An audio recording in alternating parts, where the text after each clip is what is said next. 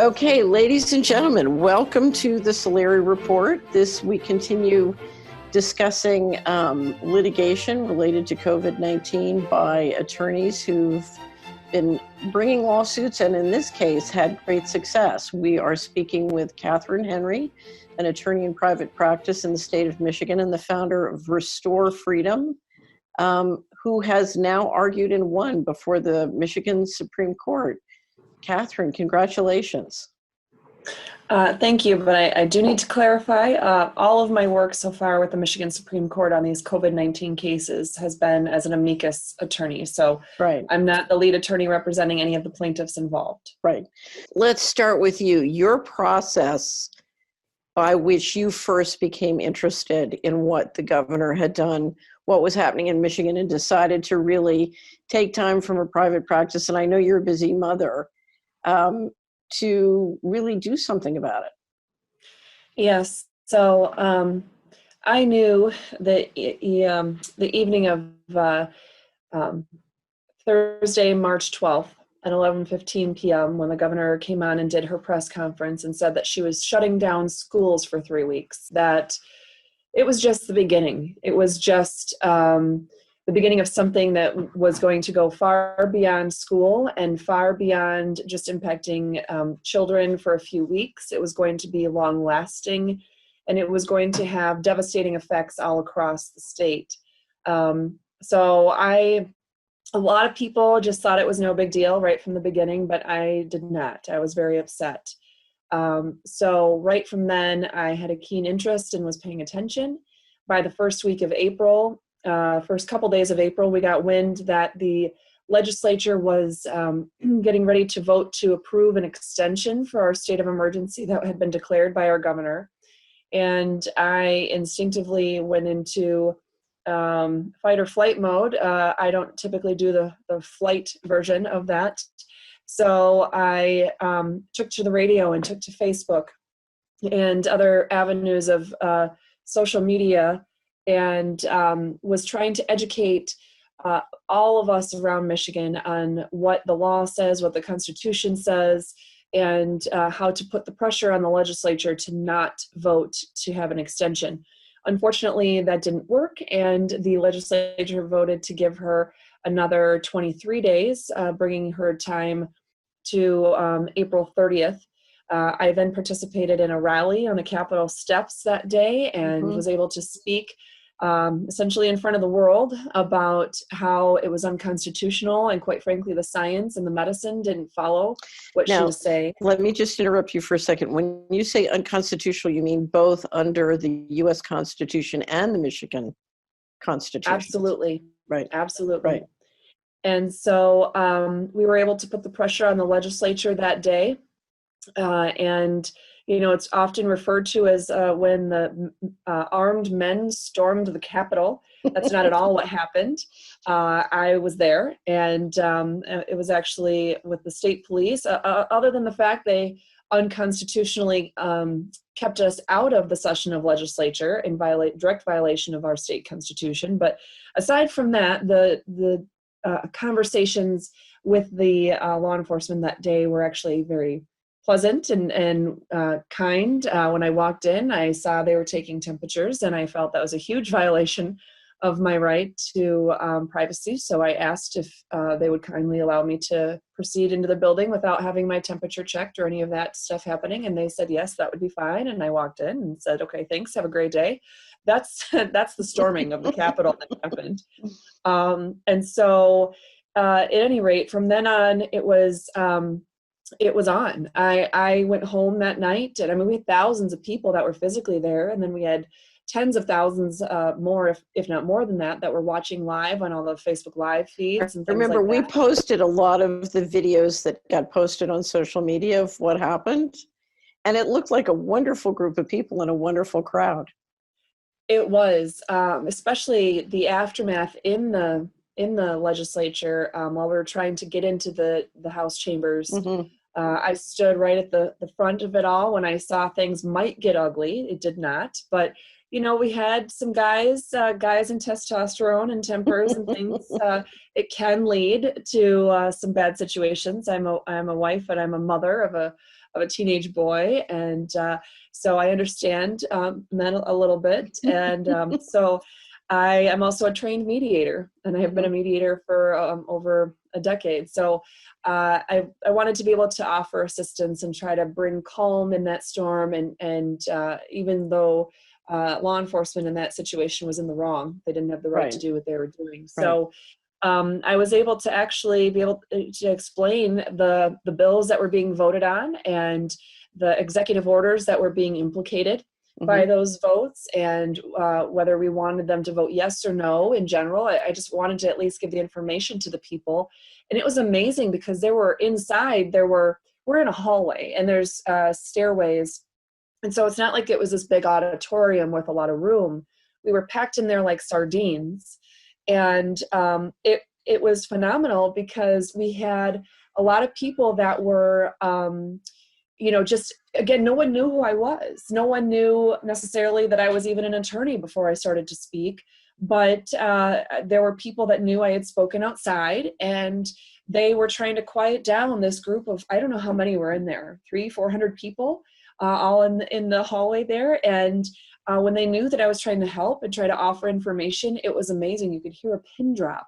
Every time that I had new information to offer, the crowd would quiet down. And long after the legislature, the House anyway, left for the day, they left, and the people stayed and waited because they wanted information on the bill that had been passed, Senate Bill 858.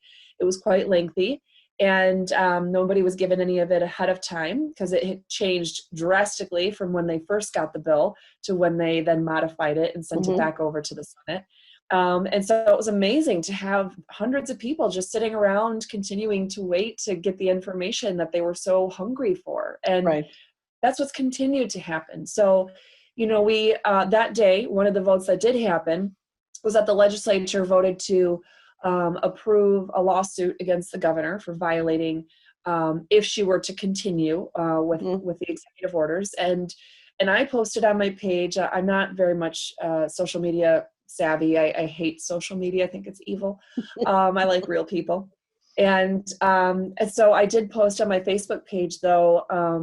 I think all I said, it was a sentence or two. It just said, we're free. The governor's orders are over. There's no more legal authority, and there never was constitutional authority. So we're done. It's it. And I was flooded. I woke up the next morning within, 8 hours of having posted that. And from then on, I've had thousands of notifications coming in on Facebook and Twitter and all my other, my email and my phone have been just blown up. And so it's been an interesting journey. Well, I can imagine. I just have to underscore this. If the legislature has refused to authorize, why wouldn't you think it was game over? That is astonishing. I mean, if I were you, I would have been absolutely stunned when the governor went forward with more. Well, was it another executive order? I don't know the specifics of what she went forward with.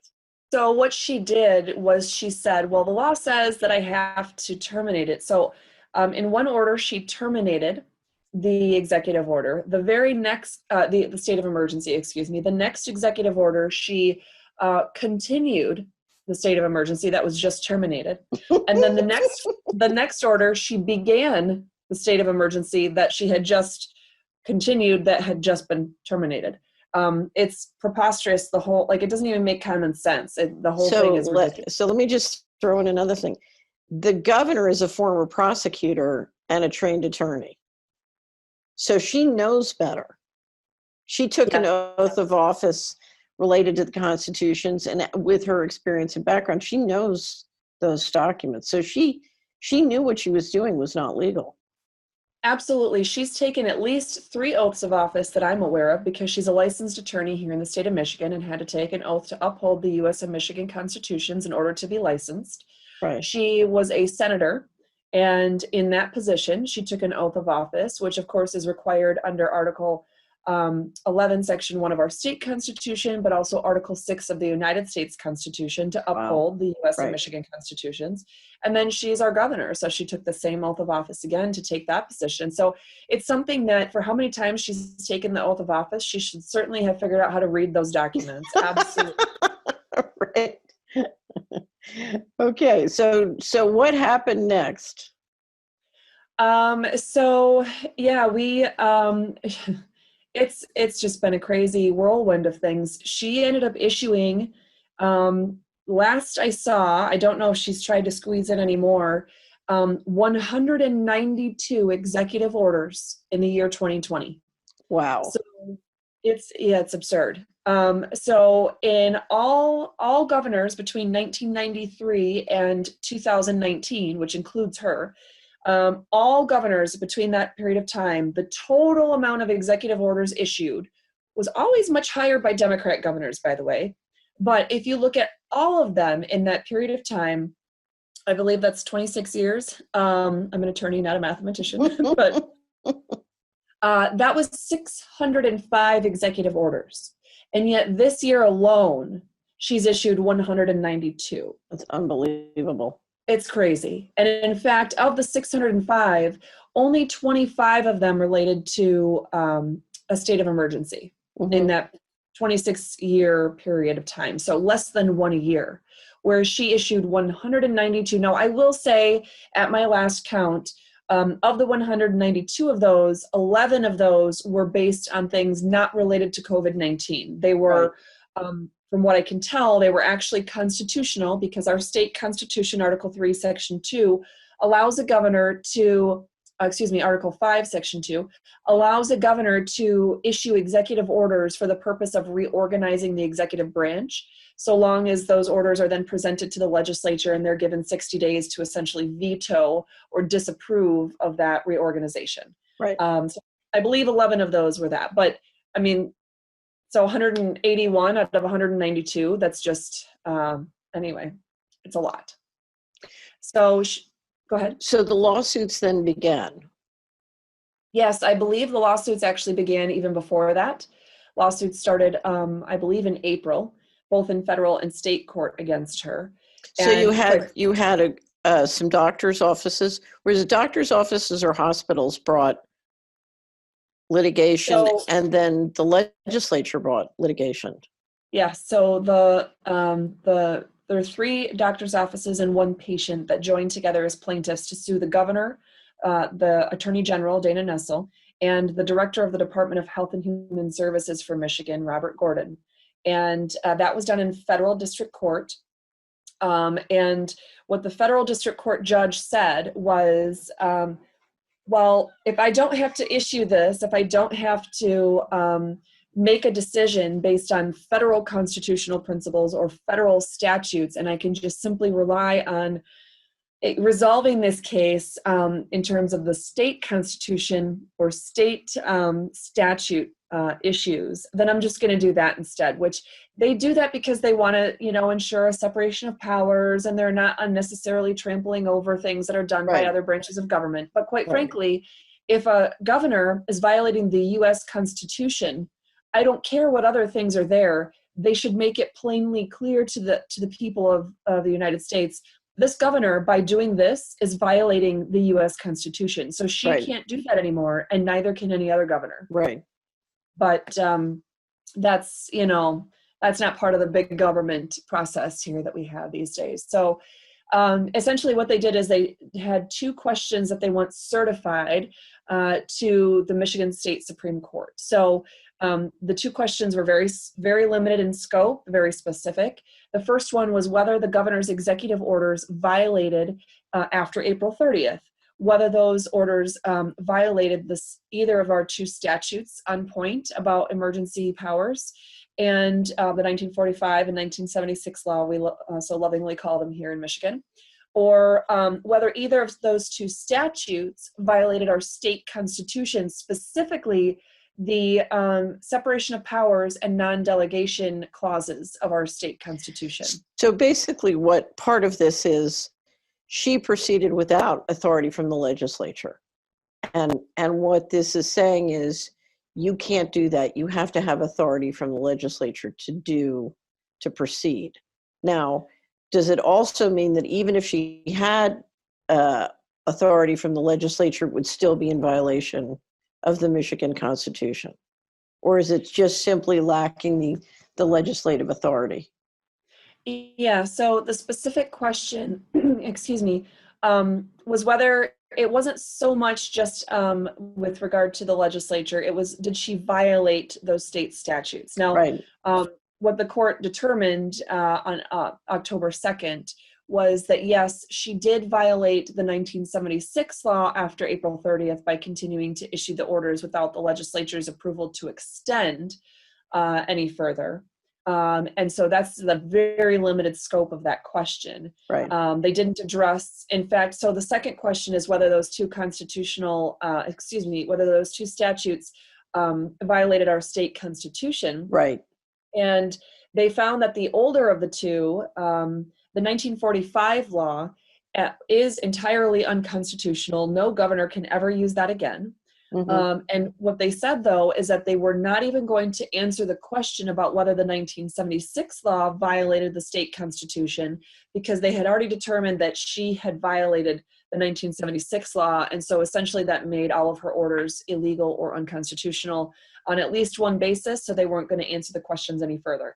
Again, I understand why they're trying to do that. But again, to me, it's really not forgivable. It's a dereliction of duty, because when they're trying to narrow the scope to the least, they're trying to leave the door as closed as possible, and by narrowing the scope. Now, here's what's interesting. So then you told everybody to burn their masks, and to my shock and amazement, I mean, it was pretty shocking what the governor said next, and then what she did. So go ahead. Yeah, so she actually didn't skip a beat. While I was doing my Facebook Live explanations to people about the executive orders and YouTube Lives, she was actually going on and doing press conferences saying that, well, the court said this, first of all, she blamed the legislature for suing her in the first place. And she blamed the courts for making this determination that because of what the courts and the legislature have done, lots of people are going to die in Michigan. And so then she said, the court said she did everything perfectly legal. She followed the laws, but that the 1945 law was unconstitutional, meaning the legislature back in 1945 had no right to try to give the governor the power in the first place. Well, a few things about that. Number one, the way the law was passed in 1945 is that we had a legislature who did violate our state constitution by passing that bill. But then we had a governor in 1945 that signed that very same bill to make it become law. Right. So if she wants to blame the legislature, she's got to take the hit herself. Right. And so the other piece to that, where she was saying that the court said she did everything perfectly legal, that's a bald-faced lie, because what they said is she followed the wording of the 1945 unconstitutional law, but that she blatantly, a 7-0 opinion by the Michigan Supreme Court said she violated the 1976 law. 7 justices out of 7 said she violated the law, and she stood there in front of the Michigan people and said, nope, I didn't violate any laws. They said so. Not only that, but if a law is unconstitutional, such as the 1945 law, she has the duty to not uphold the laws. She took an oath of office to uphold the U.S. and Michigan constitutions. So she needs to know better. She should know better, and she took an oath to know better. So she never should have been using a law that was unconstitutional from the beginning.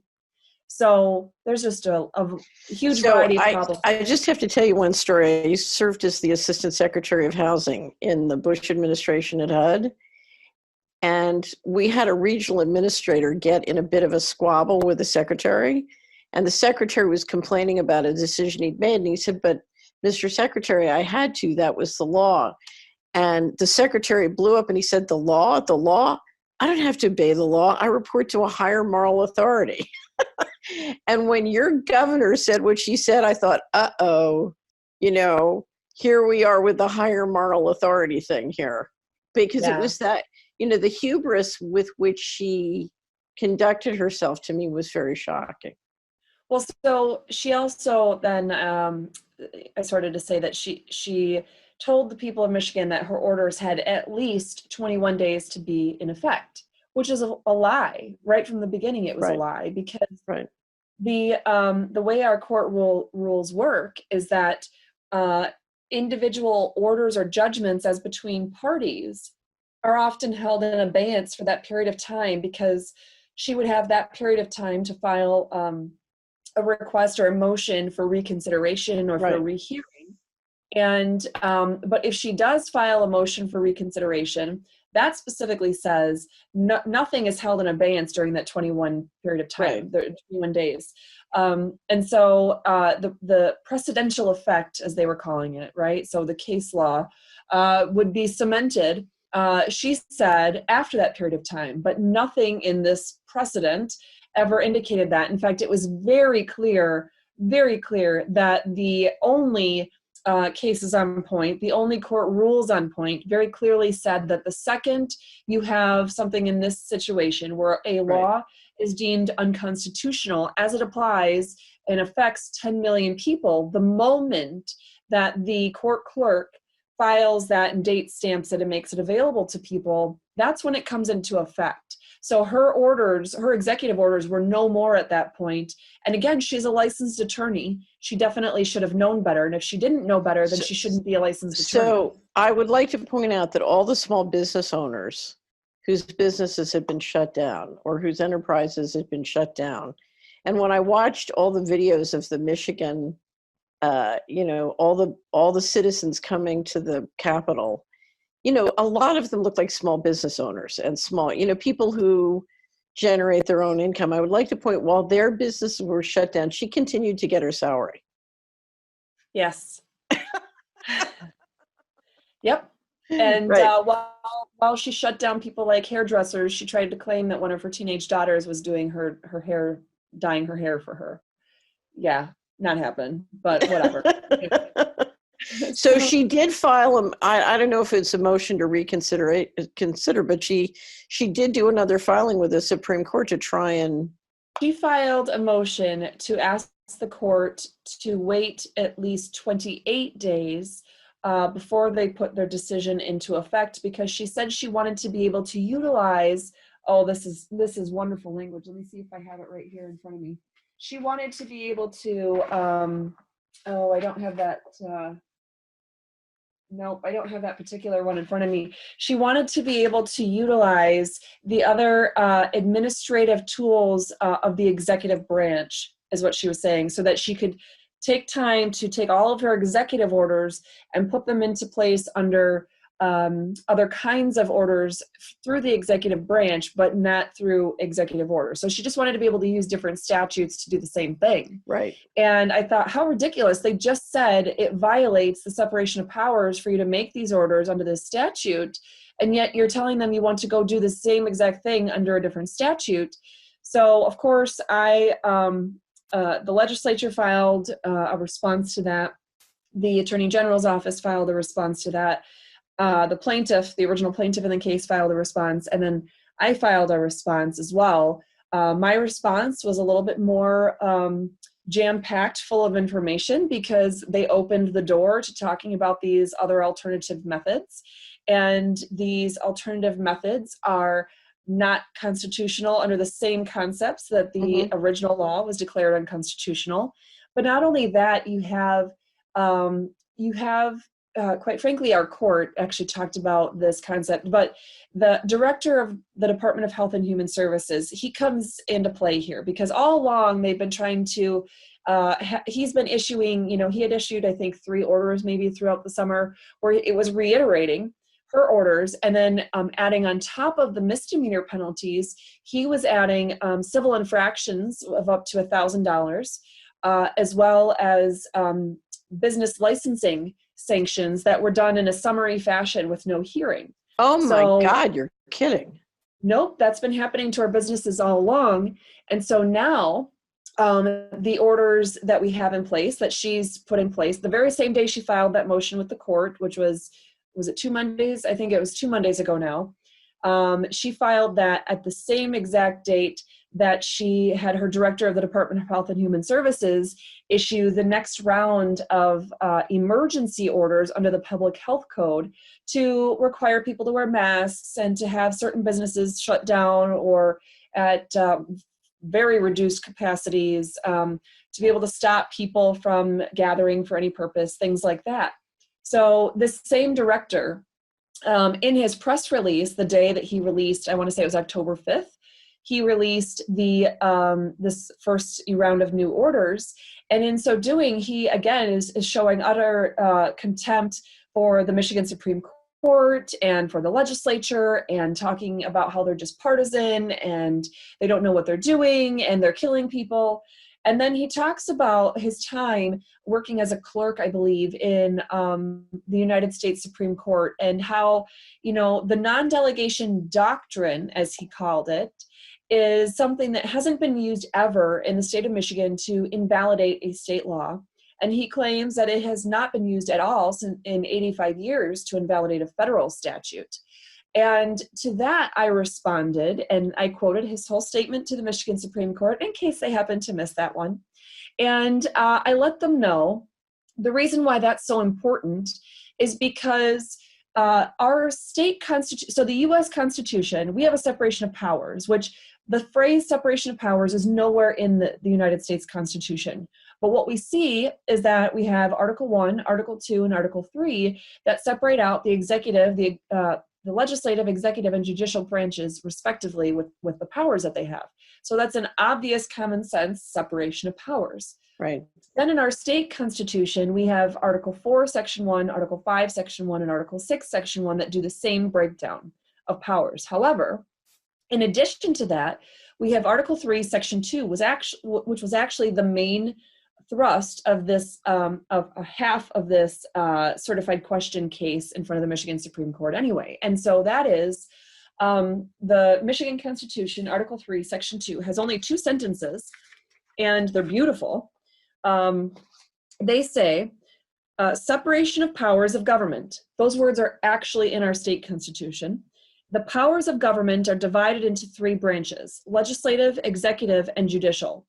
And then the second sentence here says, no person exercising powers of one branch shall exercise powers properly belonging to another branch, except as expressly provided in this Constitution.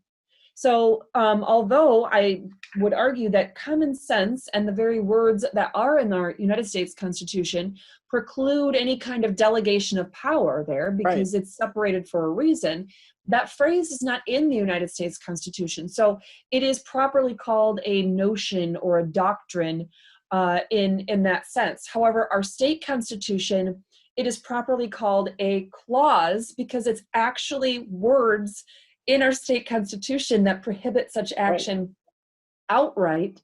And so when he talked about that it's a notion, he said it's a doctrine, and then he downgraded it to a notion that has never been used to invalidate a law in the state of Michigan. To that I say, I'm disgusted at all of our judiciary to this point, because there are clearly several unconstitutional laws on the books because there's been a separation of powers issue there. Right. And these 2 are very specific ones that are at issue with that thing. But it's not a doctrine. It's a clause you have to follow. Here's the thing. This is really simple. It's simple because the law requires the legislature to authorize. The legislature declined to authorize. The legislature is suing to say you can't do it without their authority, but you're just doing it. It's kind of make up the law as you go. Well, so that's the one element to it, right? That's the separation of powers kind of argument that, in fact, the legislature had their own lawsuit that had been started in May. Right. And hadn't seen oral argument, and it will never see oral argument. In fact, I don't know if you've been made aware of this, but we had 2 orders come out from the Michigan the Michigan Supreme Court on the 12th of October. Right. And so one was the response to the governor's request for the additional time. And they took it up very quickly. So they granted the request to hear the issue quickly under immediate consideration. But they said that this was only a 2-sentence order. On the order of this court, the motion for immediate consideration is granted. The motion to stay the precedential effect of the October 2nd opinion is considered and is denied. Now, what was the vote on that? The denial? This one is a 6-1. Wow. So strong. Not unanimous, but very strong. Yeah. Very strong. And so and the interesting thing is the one justice on here, Justice Bernstein, that went against that, nowhere in here does he talk about that the Constitution allows for that to happen, or that there's any kind of actual authority that's given to the governor or even the court to allow that to happen. In fact, the only thing he talks about are some practical implications he's worried about with unemployment benefits. Well, quite frankly, regardless of whether something is deemed wise or not, or whether it seems like it's the prudent thing to do or not, or whether there's a different or better way to handle it, our Constitution is the supreme law of the land, and if you don't like it, that's too bad. Your job as a Supreme Court justice is not to rewrite the Constitution, Right, nor as a governor. Right. So one of the points you made in your different discussions of the process as it's been going along, you provided some really frightening details of some of the things the Michigan state government was doing underneath these orders, like no FOIAs, no open meetings. Now, that may sound like details, but when you realize what could be going on underneath the carpet while they're free to operate in secrecy, it's pretty frightening. Yes, it is. And some of those things have actually continued to happen with reductions in the Open Meetings Act and the Freedom of Information Act. So again, these are all things that I knew were problems, right? I mean, before this even happened. And I've been trying to warn people publicly in mass quantities since at least April. In fact, in May, when I came out with the Restore Freedom Initiative constitutional amendment petition to amend the Michigan Constitution, it's not to change any kind of substance or form of the government. It's to try to address some of these very unconstitutional laws that are already on the books and that have remained on the books despite all these other provisions being in our Constitution. So to have that way to reel back in those powers, and so people understand this is a government of the people, by the people, for the people, that in order to have true government accessibility and accountability, you have to be able to have open meetings, and a governor can't just change that with a stroke of a pen. You have to be able to have freedom of information, to have that flow of information. The constitutional amendment actually goes a step further, and it requires governments to operate their websites to provide all kinds of information for the people in the state of Michigan without even having to make a request. Because quite frankly, we shouldn't have to request the kind of information that's out there and allow them to have 5, 10, 15 days to make all these denials and play these games. So there's a lot more concerning things that are happening with regard to one of the reasons that really rang a bell for me is what I saw in the federal government, in the federal credit programs, is when you could declare an emergency or a disaster, many of the financial controls would be lifted and the money would start to fly in very dangerously political ways. And if you had secrecy protecting it, then it would quickly go out of control. And so, the invitation for shenanigans, particularly in a highly politicized environment in a campaign year, is frightening. Yes. Right. Absolutely. Yeah, we're seeing a lot of different implications all the way around in that regard. So just looking now tell me. Oh, sorry. Go ahead.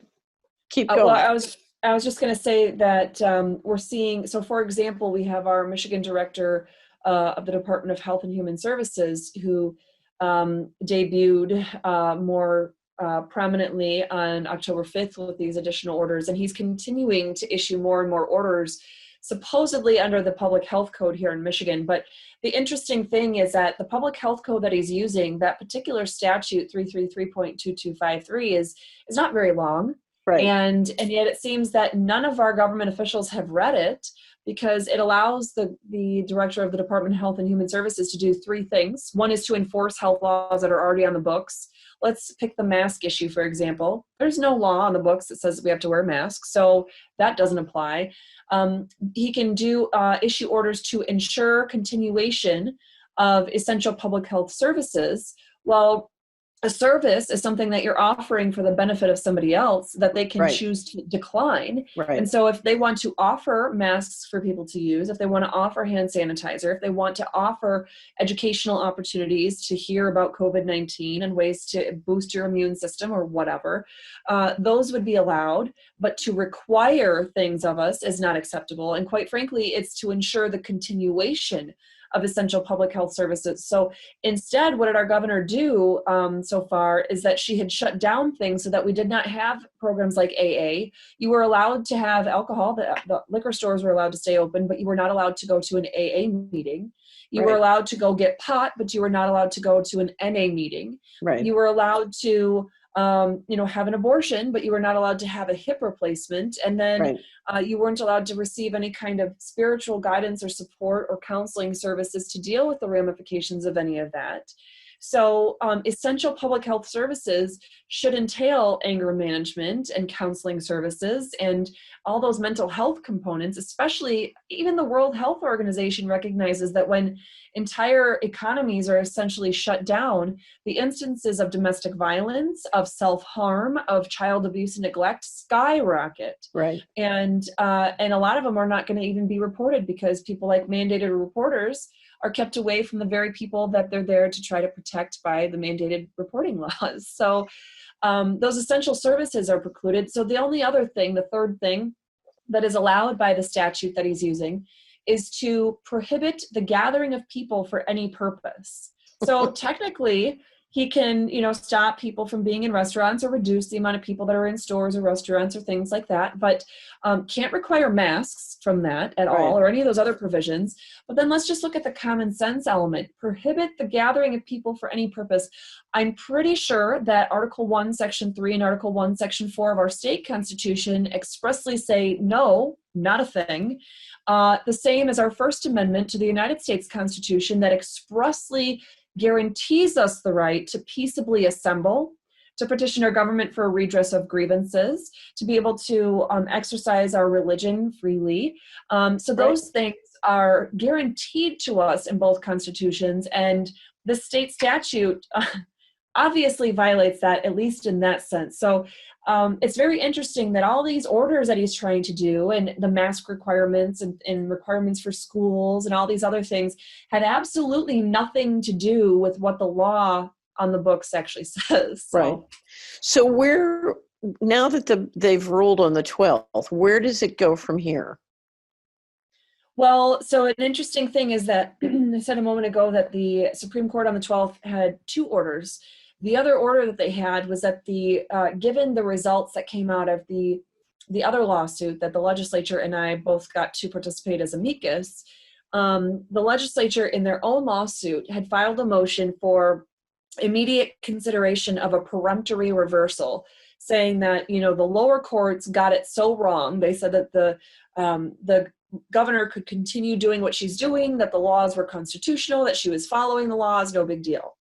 And so what the court said in this, and this was, I believe, this was a 4-3 decision of the court, but they said that the motion for peremptory reversal is considered on an immediate basis. And then they referred to the reasons stated in the other case with the doctor's offices, and that due to those, that motion is granted. And that means that they then, in fact, reversed the part of the judgment of the Court of Appeals holding that the governor possesses the authority to issue executive orders under the EPGA, that 1945 law. And as stated in that doctor's case, the Emergency Powers of Governor Act of 1945 is incompatible with the Constitution of our state, and therefore executive orders issued under that act are of no continuing legal effect. So this order is effective upon entry, it said. So we don't have any more of the 21-day garbage that she tries to pull, saying her orders are still allowed. And that they're remanding the case to the trial level court for immediate entry of an order granting declaratory relief. The interesting thing, just as a side note, so someone who also watches my videos and is trying to, keep up to date on all the law and the Constitution and trying to inform herself, she decided to write an email to the House Democratic leader, Christine Gregg. Mm-hmm. And so she wrote her an email, and yesterday, on the 19th of October, the House Democratic leader wrote back and said that the governor's executive orders are still in effect, and it's only when yes, she said, when the order or the opinion from the court from the Michigan Supreme Court goes into effect, that's when we'll lose all these protections for unemployment and COVID restrictions and things like that. Now, keep in mind, that's on the 19th of October, whereas on the 12th, in 2 cases, they smacked down the governor's orders. And in this, they specifically said this order is effective upon entry. So this was a whole week prior to her sending that email out to a constituent, lying her butt off about the executive orders. So this is why I think it's so important. Of the many things you're doing, which are important, one of the things that is so important is helping people who are not attorneys or not familiar with government process, what these different things mean and what the law says. Because with that information, they can be very powerful, but they need to know, because it gets very complicated and very technical quickly. But if they have someone like you making it clear and explaining, they can be very, very powerful. I mean, I can't imagine, is there a reason why a business or a church in Michigan shouldn't be open for business? Well, I could tell you that a church in Michigan should never have been closed ever. I absolutely agree. Right. We have a First Amendment right under our United States Constitution, and we have an Article 1, Section 4 right under our Michigan Constitution. In fact, I just want to share this with you because I believe in many ways our Michigan Constitution is much more specifically crafted to protect our rights than the United States Constitution. So our Michigan Constitution says, Article 1, by the way, this is our preamble to the state Constitution of Michigan. We, the people of the state of Michigan, grateful to Almighty God for the blessings of freedom and earnestly desiring to secure these blessings undiminished to ourselves and our posterity, do ordain and establish this Constitution. So all of the rights below, they're saying undiminished, guys, not that they can trample upon them or change them or infringe upon them in any way. Specifically, Article 1 of our state constitution is the Declaration of Rights. It's fabulous, 27 sections specifically devoted to our rights. Section 4 is called Freedom of Worship and Religious Belief, and it says that every person shall be at liberty to worship God according to the dictates of his own conscience. So if you want to worship God by having common fellowship with your neighbor, in the general sense of the term, you can do that. If you want to go to a Sunday service and not wear a mask and sit in the same pews that you've always sat in, next to the same people you've always sat next to, you can do that. Even if your church is a church that holds 500 or 1,000 people, you are welcome to do that. No governor, no Michigan Department of Health and Human Services director, no legislature has the right, no state Supreme Court or even the United States Supreme Court has the right to trample upon that right. So no church should have ever closed in terms of, I agree with you. On a legal basis. On a Christian basis, we're not given a spirit of fear. I believe it's 2 Timothy 1-7, maybe, tells us that we're not given a spirit of fear, but of power, of love, and of a sound mind. So we're supposed to use that sound mind to not live in fear, but live in faith and be able to understand where we need to do things and where we don't. And God always wants us to be able to worship him. So at any rate, as far as that question goes, nothing should ever stand in the way of a pastor or a congregation having service. I have to tell you, there was one wonderful group, I forget what state it was, but the congregation decided it would have worship service in a parking lot or in the park. And the police came and tried to shut them down and say it was illegal. And they said, no, we're having a worship protest. And the police said, oh, okay, then it's okay. Oh my goodness. So they decided to call it a worship protest. Oh goodness. Okay, so 2 more questions. have you, I'm sure you've been very busy, but have you had time to look at what other states are doing and how they can benefit from understanding what's happening in Michigan? I haven't had time, excuse me, to look at what other states are doing, but what I can tell people is that the United States Constitution, Article 6, has a supremacy clause, and it says the United States Constitution is the supreme law of the land Right. for every single state and territory here in the United States.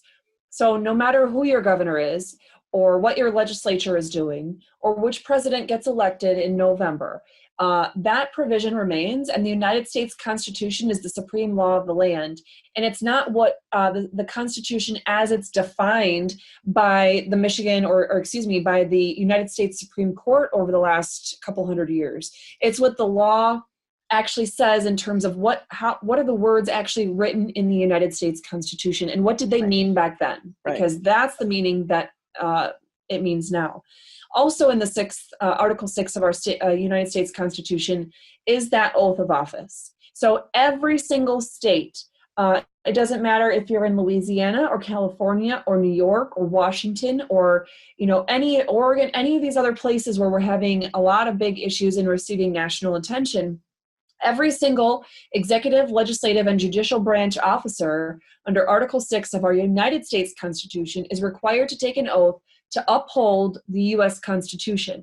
So if their state constitution ever should transect the United States Constitution, that state constitution doesn't hold up. That doesn't, you can't take away any liberties guaranteed to us in our United States Constitution by somehow having a state constitution that somehow takes them away. I used to be part of a group in Philadelphia that would take the U.S. Constitution and get a neighborhood to read it together and talk about what it meant about your responsibilities and obligations within your community. And it was like a constitutional covenant discussion for your neighborhood. And it was really remarkable because it's an amazing document. And, if I think listening to you, one of the things that really inspired me that you did was a radio commentator said, if you could talk to Governor Whitmer, what would you say? And you proceeded to talk about the oath of office she has taken and how it's real. And, we are in a society now where we have a group of people who think, oh, that's just the you say when you're getting your job or something, but it's not real. They don't understand it's. And so for the law to work, and I would say the entire economy to work and the civilization to work, it's got to be real. It's got to be, the law is a living, breathing thing. And, when you describe that, you really infuse the fact that she made a commitment, and that's a legal commitment and it's a covenant, it's a spiritual covenant, and it's real. Yeah. Right. And so she's going to get held accountable, but we all have a responsibility to understand that and be part of it. And if we will support it, we can, it's a very, very powerful thing. Yes. I think the covenant, the spiritual covenant we have as a people with that Constitution is very, very real. And it's the power we need now. Now, I have to say, to get that power, we need people like you explaining it to us. Well, and so with that in mind, the Ninth Amendment of the United States Constitution is the same as the first Article 1, Section 23 of our state constitution. And I don't think I've gone over that yet here in this interview, have I? No. Okay. I just came off of another interview, so I want to make sure I wasn't mixing them up. But that's one of the most important. So we know that the 10th Amendment of the United States Constitution says that for any of the powers not delegated to the United States by the Constitution, nor prohibited by it to the states, are reserved to the states respectively or to the people. Right. And that's very important. But even more important than that, the people need to remember and to realize and memorize the Ninth Amendment. The enumeration in this Constitution of certain rights shall not be construed to deny or disparage others retained by the people. So that goes back to God gave us all of these liberties. And the whole point of government is so that we can come together to live collectively as a society and have a system or a mechanism by which we can ensure that people are not going to infringe upon the rights of other people. So you can't go and murder someone and then not be held accountable for that. Right. There will be a government, a system in place to hold you accountable for doing so. And so the whole point is of this, the Ninth Amendment to the United States Constitution, is underscoring the point that it is government that is limited by the Constitution. Government is limited by the Constitution and is expressly given only certain points of authority where they're allowed to act. If the Constitution does not give the government a point of authority to act in a certain way, that means they're acting unconstitutionally. They're acting outside of the bounds of their given authority. Right. And so that means the flip side of that is the people are not given their rights by the government, by the governor, by the president, by the legislature, by the courts.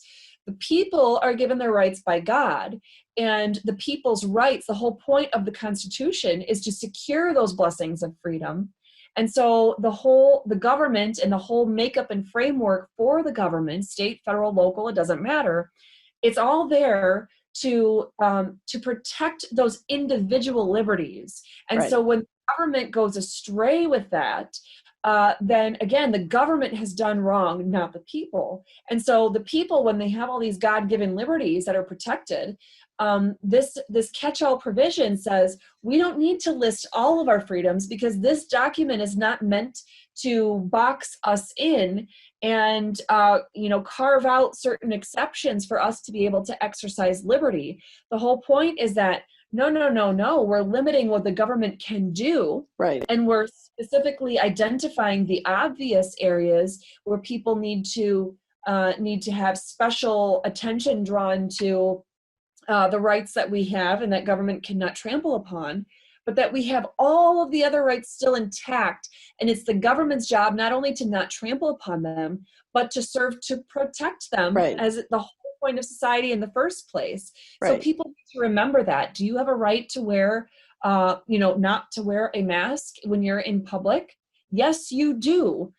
Do we have to write inside of this document that we have the right to breathe fresh air? No, because it doesn't make sense. And we don't even have to wait for, hundreds of years of jurisprudence to come out from the United States Supreme Court to tell us, well, these unenumerated rights are this one, and then this one, and then this one. That's great if they want to talk about those by way of example. But that is no exhaustive list. If we were setting it up to have our state Supreme Court or United States Supreme Court or any other government branch or office create and write down this list for us, then we just would have done it ourselves in the Constitution. We specifically said there's this list that remains unlisted and we have those rights, and government, don't screw it up because you can't trample upon those. Exactly. Okay, so how do we keep up with your work? How do we support you? We know you founded Restore Freedom. Tell us how we can help. If anybody's in Michigan, I'm going to ask that you help us collect signatures. We need to get 425,059 signatures in short order here. About 4 weeks' time, we're asking for those signatures to be turned in so that we can get on the November 2022 ballot and create history here. Because what we're trying to do is to strip away, we're not changing the form and structure of government with this petition. We are stripping away all the garbage that's been added and clarifying all the points of, quite frankly, the obvious points that our government hasn't been able to let sink into their thick skulls in all these processes. And so this stuff never happens again. And once we do it here in Michigan, that'll certainly pave the way for it to begin happening in movements of grassroots people can start doing this in their states as well. So we need the help with that. If you're not here or you're just not physically able to help us collect signatures, again, you don't have to be somebody that's at an event with thousands of people. You could be that person that throws a few empty petitions in the back seat on a clipboard. You get out of the car, you're looking at the filling up your tank at the gas station, look over, and the guy next to you is not wearing a mask. Right. That's going to be your clue that he might enjoy his freedom and fresh air, and he might be willing to sign that petition. So we need everyone to step forward with this. Obviously, donations help. as of today, my team's trying to figure out what the very little amount of funding that we do have. Are we going to be able to advertise on the radio these last few weeks? Are we going to be able to do some Facebook or Google ads? What are we able to do to help get the message out there? And so the funding, but also there's the legal side of the work, right? All the briefs that I've been filing, there's always a court filing fee. Some of the courts, it's $150 each motion. Some of them it's $75. Right. There's always, the cost of if I have to get printed documents like from the Court of Claims, that stuff is not available online. So if a case happens against the legislature or against the governor in the Court of Claims, and I want to try to participate in some way, I have to ask for paper copies of all the documents and pay for that. Right. And so that's usually a few $100s. I'm going to need a new printer here completely in a little bit. I've already had multiple toners and drums and things. Right. So the amount of costs in that sense are astronomical. And I am not taking on any new cases right now because I'm fighting for the people as a whole and in defense of our United States and Michigan Constitution. So my family is living off of donations basically right now. So if you come into Solari, we've started something. You'll see on the homepage, you'll see a man in a business suit with red gloves. It's called the Take Action Crowdfund, and it's there to support litigators who are fighting these fights. So we will send you a donation from the crowdfund, but we will also put it up on the crowdfund so we can direct people to your website. So yes, thank you. And I'm hoping that when we publish this will also help. And our website is restorefreedomkh.com. That's restorefreedom, K as in Katherine, H as in Henry.com. Okay, kh.com. Okay, great. And our donation, we have a donation button that's on there. We also have ways to get involved for people that are, quite frankly, all across the world. Okay. So, yeah. Okay, well, Katherine Henry, thank you for everything you've done, everything you're doing, everything I know you will do. It makes an enormous difference. So I hope your kids know how proud they should be of you. The teenagers don't, but I think the 6-year-old does. Okay, you have a wonderful day. Thank you again. Yes, thank you.